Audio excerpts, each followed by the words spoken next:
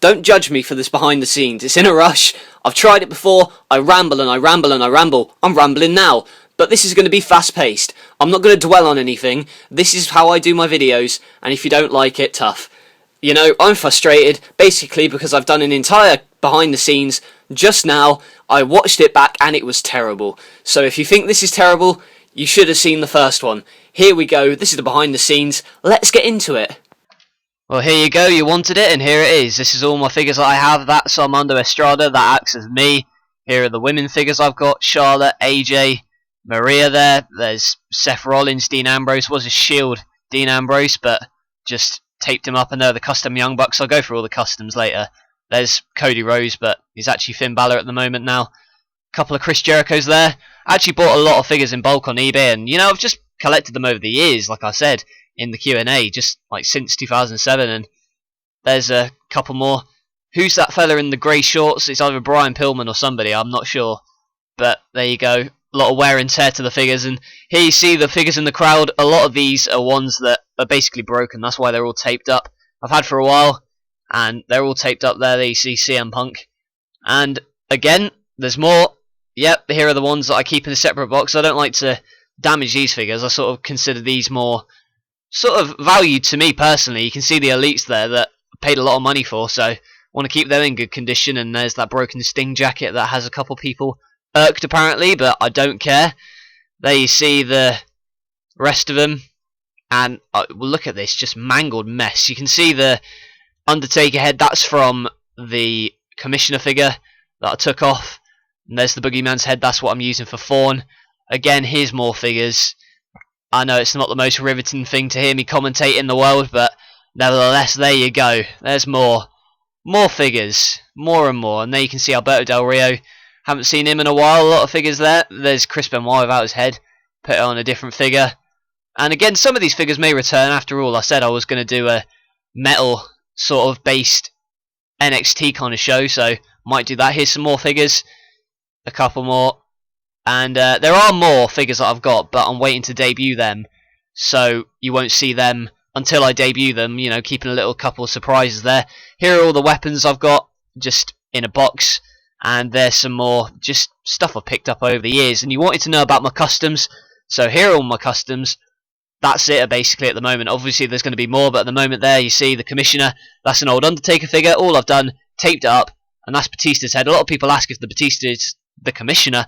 He is not, and there you see I've just, sorry about the focus of the camera, covered it up in black marker and just coloured in the hair of Batista. There you go, trying to get it in focus, and yep, fits on perfectly. And you know, it's not the best thing in the world, but does the job. Tape keeps the figure together. And there's Kevin Thorne. Like you saw before, I did have a Kevin Thorne figure before, but the Boogeyman was sturdy enough, so just put Thorne's arms and head on it and gave him a new gimmick. There you go, essentially the vampire gimmick, but, and again you can see that the colour of the arms doesn't match the colour of the body, but that's why he wears a shirt. And this is my favourite one, but that's, you know, it's not the best Finn Balor custom in the world. I'm not that good at customs, as I've said before, but you know, it does the job and it looks okay on camera. This was an Elite 32 Cody Rhodes that I've just painted, and that is why I'm reluctant to get the new Finn Balor figure. It's only because I've taken so much time on this one, and you can see some of the paint chipping away. I've really got to, you know, step up my game with that and get painting. It's just finding the time, and I'm trying to get this to focus, but it's not going to focus. Sorry about that. Nevertheless, he's my favourite at the moment, and that's why I'm reluctant to get a new Finn Balor figure. But you can see paint's chipping away everywhere, so got to make. Oh, I filmed that one for a while. I'm commentating over this after, and then there you see the Young Bucks.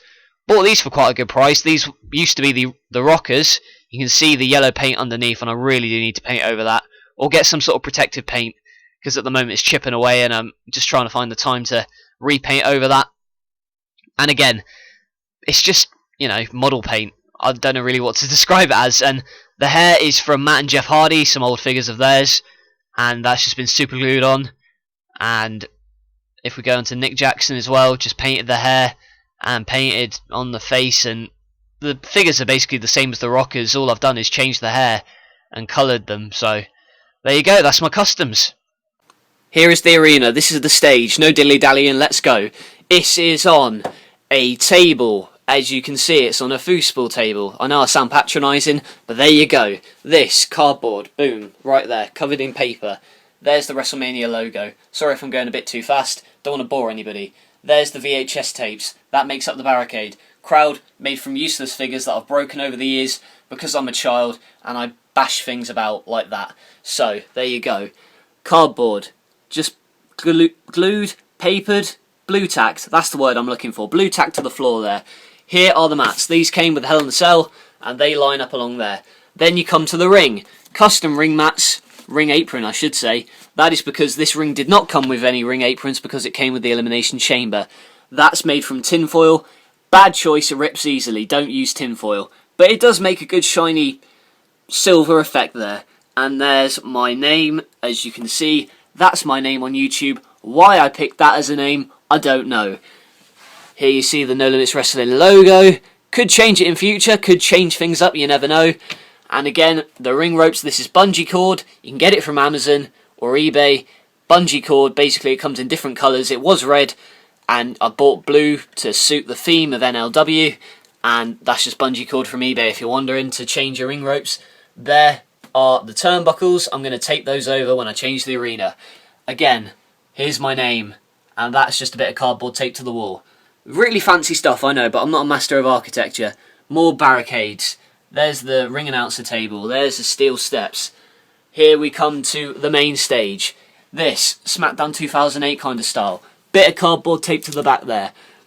More barricade. Behind this is my NLW, old NLW stage, and this also acts as the metal stage.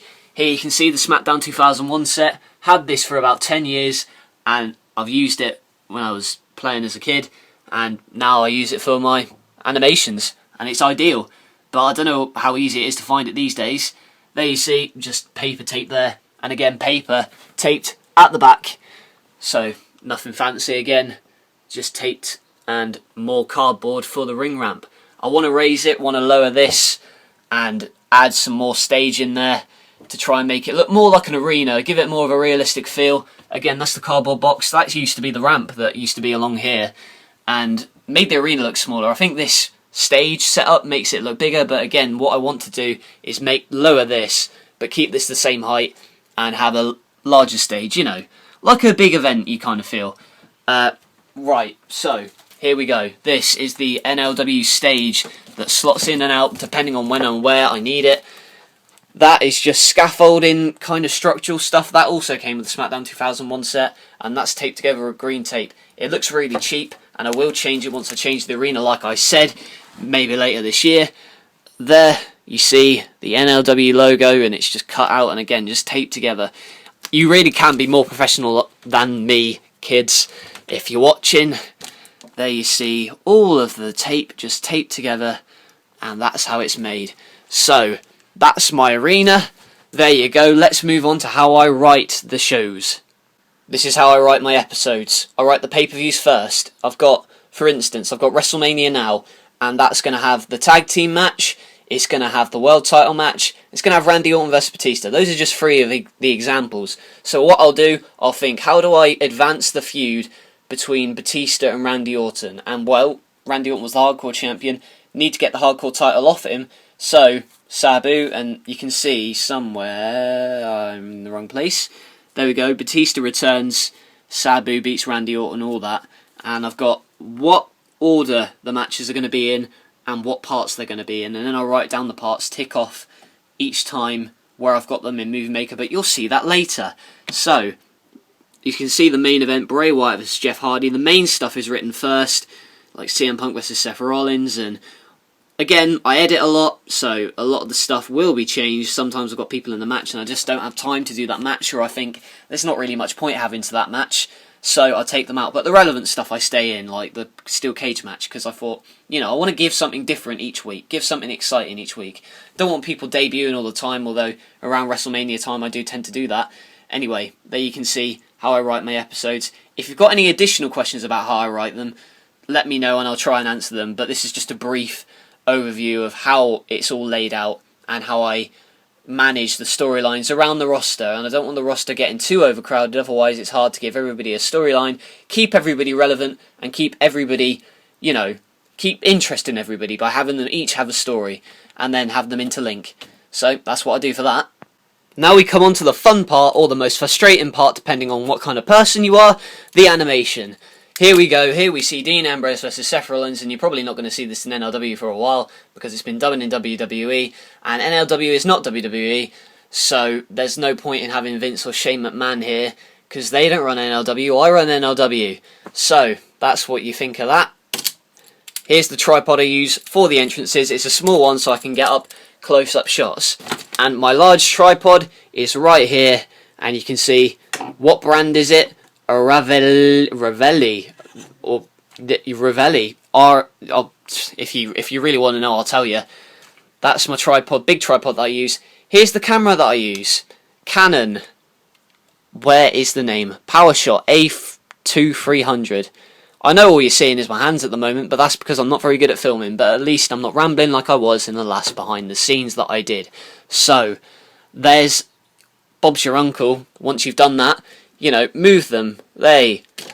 Once you go, there he goes, he comes tumbling over. You move them a little tiny bit each time, taking pictures. You know how stop motion works. This isn't really a stop motion tutorial per se, it's behind the scenes. If you want to see a tutorial, I recommend checking out Loser Kings 007, because his tutorial is what inspired me to start this. Anyway, once your figures are doing their thing, they're sort of moving about, aren't they? Look, Dean Ambrose is going in for a punch, and you just do tiny little movements. But like I said, my animation's not the best, as I said in the Q&A, because I'm trying to do it weekly. But there will be a point where I'm going to release single animations that have taken more time and effort. So, once that's out of the way, you put it onto the computer and watch the magic happen before your very eyes. Here is Windows Movie Maker. I'm primitive. I still use Windows Movie Maker, but that's because the editing process is easier when you can see all of your photos lined up. I know it's a simple software, but regardless, it does the job, and there's no sound editing or whatever in this. Sometimes if there's going to be a promo, there will be audio. I'll put the MP3 in here first to match the movements of the figures, but as you can see, if I just play it here, this is how it looks. It's 0.09 per figure, per second I should say, and here you go. Here's a little taster of what to expect on... this is a sneak preview actually, I've just realised, the Lumberjack match, so I'm going to leave that for the moment, because it will give away spoilers. Anyway, let's move on. Once I've edited that together without sound, I have to put it in to Movie Studio Platinum, Sony Movie Studio, and that's where I do all the editing. You can see all the MP3s and all the photos and everything. Here you can see all my tracks, so the NLW logo is always on the top, and basically what you can do is you can resize it. If you've got Movie Studio, you'll know you can resize it, you can mute certain tracks, you can fade in and out, all that jazz. I don't want to go into too much depth because this is kind of stuff that if you want to ask me, you can ask me. And again, it's just a case of matching up the sound with the image on the screen. This is where I do all my sound editing, because you can just put it together, and you can also add in some cool crazy effects to your videos. So that's amazing, but you know, does the job, and it's not expensive to buy, and the software comes cheap, works well, and produces some good videos. So once you've rendered that, I will put it back into Movie Maker, all of the videos that I've edited separately as matches, put into the same video to make a part. I hope that's answered the questions. It's hard, and by the way, for the record, that's the light I use. I don't know what make it is. If you want to know, I'll tell you. But that's it for the behind the scenes. If you thought that was crap, I'm sorry, but the first one was even more crap. It just went on forever, and I needed to get it done. I didn't think it was that interesting. But that was essentially an overview. If there's anything specifically about what I've done here or shown that you really want to know, then you can ask me and I'll answer to the best of my ability. As always, there's Twitter. I'm tweeting now, so go over there because I'm tweeting some witty banter about wrestling and everything. So you want to get over to my Twitter, you're missing out if you're not. Instagram, I'm just uploading pay-per-view posters, drawings and all that advances the storylines on Instagram. And my website, as always, you can check the schedule, check all the roster, check all the history of NLW, contact me there as well. If you thought this part was rambly, you would have hated the first attempt. That's why it's all this cut and paste kind of style. So, yeah, bye everybody, see you soon.